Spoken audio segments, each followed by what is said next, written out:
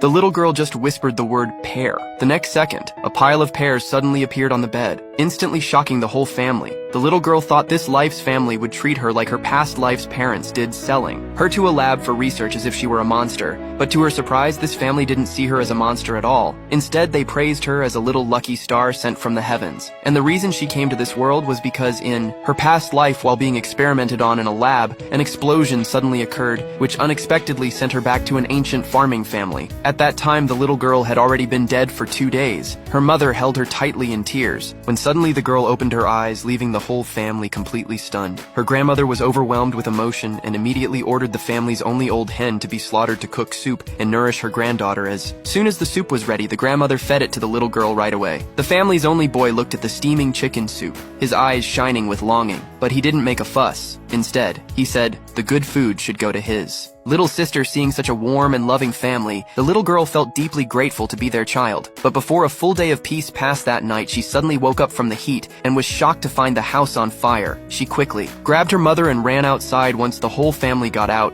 they realized the entire village was caught in a wildfire. Her mother was thankful the girl had woken her up in time, but the neighbors accused the girl of being a jinx, saying she died 3 days ago. And now the fire happened right after she came back to life. Their house and all their belongings were burned, and they demanded the girl pay them back. The little girl thought she couldn't escape being treated as a monster again. But unexpectedly, her grandmother flew into a rage and scolded the neighbors furiously, publicly exposing all the bad luck they'd brought to the village over the years. For the first time, the little girl felt what it was like to be protected. She didn't expect her gentle-looking grandmother to have such an intimidating presence. The neighbors who couldn't win the argument were dragged home by their husbands. Then heavy rain suddenly fell from the sky, putting out the wildfire and left them with a broken woodshed to live in. But the fire had burned all their food, leaving the family at a loss. The little girl suddenly remembered the pear tree in her space, and in the next second, a bunch of big golden pears appeared before the family. They were all shocked and kept praising the girl as a little lucky star sent from the heavens. The little girl was afraid her family would see her as a monster, and just as she was about to explain, her grandmother mistook it for a heavenly power and reminded her not to use it recklessly